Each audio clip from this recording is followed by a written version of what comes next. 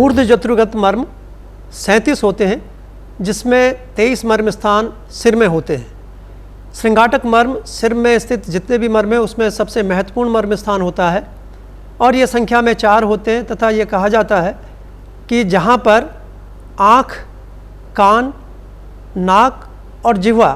को पोषण देने वाली सिराओं का सम्मिश्रण होता है या जहाँ पर सारी इन अंगों की सिराएं मिलती हैं उन पर ये मर्म स्थान स्थित होते हैं तथा संख्या में 4 होते हैं।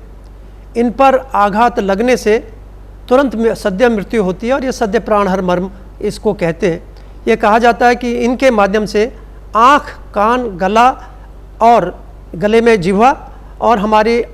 नासिका, इनके सभी के कार्यों का एक तरह से नियामन इससे होता है और इनके यदि इस पर कोई चोट लगती है तो इन सभी की कार्यक्षमता प्रभावित होती है। जैसे कि आपको बताया गया था, हम लोग जानते हैं कि हर जो इंद्रिय है उसके अलग अलग मर्म स्थान हैं। जैसे अपांग और आवर्त मर्म पर चोट लगने से दृष्टिमांद्य होता है या आंध्य होता है या अंधापन आ जाता है और आँखों की हमारी जो पावर है, जो हमारी जो देखने की क्षमता है वो प्रभावित होती है। फणा मर्म पर आघात लगने से नाक से सूंघने की जो हमारी प्रक्रिया है वो कम हो जाती है। जो विधुर मर्म है उस पर आघात लगने से बहरापन आता है और हमारी जो कंठ के मर्म हैं उन पर आघात लगने से हमारी जो स्वाद की प्रक्रिया है, जो स्वाद को लेने की क्षमता है वो प्रभावित होती है। लेकिन जो श्रृंगाटक मर्म है वो इन जो चारों हमारे सेंस ऑर्गन्स हैं उनकी सिराओं का जो पोषण का स्थल होता है, जहाँ पे चारों अंगों को की जो सिराएं जहाँ पे मिलती हैं वहाँ पर ये 4 संख्या में श्रृंगाटक मर्म होते हैं। तो इसका मतलब क्या है कि ये चारों जो हमारे सेंसेस हैं उनके कार्यों को नियंत्रित भी करते हैं और उनके माध्यम से यदि इसमें कोई दिक्कत होती है तो इनमें विभिन्न प्रकार के रोग इन संस्थाओं में, इन जो हमारे ऑर्गन्स हैं इनमें हो सकते हैं। अब जब ये कहा जाता है कि जब भी जो हमारे शरीर में प्रबुद्ध वायु है जो कफ के संसर्ग से वेगपूर्वक और आवाज़ के साथ जब नासा से निकलती है तो क्या करती है, वो श्रृंगाटक मर्म को दूषित करते हुए बाहर निकलती है और उसको छींक कहते हैं। और कई बीमारियों में हम छींक के माध्यम से भी चिकित्सा करते हैं। यदि किसी व्यक्ति के सिर में दर्द हो रहा है, किसी को जुकाम है, तो उसको छींक लाकर ये उपाय किया जाता है और इस उपाय को नश्य कर्म कहा जाता है। विभिन्न तीक्ष्ण औषधियों के प्रयोग से श्रृंगाटक मर्म को उत्तेजित करके छींक लाकर बहुत सारी बीमारियों का उपचार किया जाता है। तो ये अपने में महत्वपूर्ण है। हम लोग यदि रामायण का संदर्भ ग्रहण करें तो लक्ष्मण जी को जो मूर्छा हुई थी तो उसमें संजीवनी जो औषधि है उसको पीसकर उसका स्वरस नस्त के माध्यम से या नश्य के माध्यम से दिया गया था जिससे उनकी मूर्छा टूटी थी। तो इसका मतलब क्या है कि जितने भी जो सेंसेस हैं, जब ये बिल्कुल हमारे आँख से देखना बंद हो जाए, किसी वजह से आँख में सुनना बंद हो जाए या व्यक्ति बेहोशी की स्थिति में हो, उस समय भी श्रृंगाटक मर्म पर यदि हम इसको विभिन्न उपायों से, आभ्यंतर और बहिर उपायों से यदि हम इसको उत्प्रेरित करते हैं तो व्यक्ति को लाभ होता है।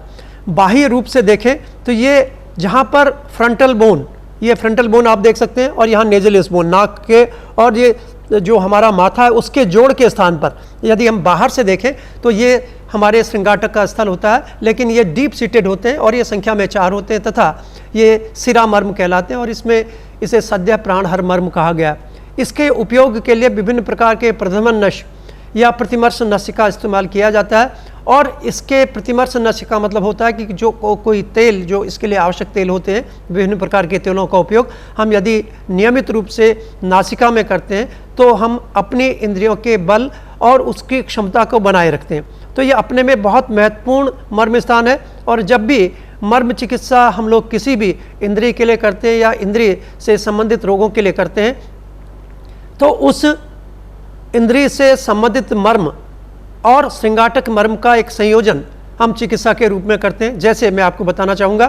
कि यदि किसी व्यक्ति के आँखों में कोई दिक्कत है और उसकी आँखों की जो क्षमता है, देखने की क्षमता है, वो प्रभावित होती है तो अपांग और आवर्त मर्म के साथ श्रृंगाटक मर्म को प्रेरित किया जाता है। यदि किसी व्यक्ति को कान से सुनने की दिक्कत है, बधिरता है या कानों से सुनाई कम देता है या उसमें टिनिटस है या और कोई बीमारी है तो विधुर मर्म के साथ श्रृंगाटक मर्म का संयोजन किया जाता है।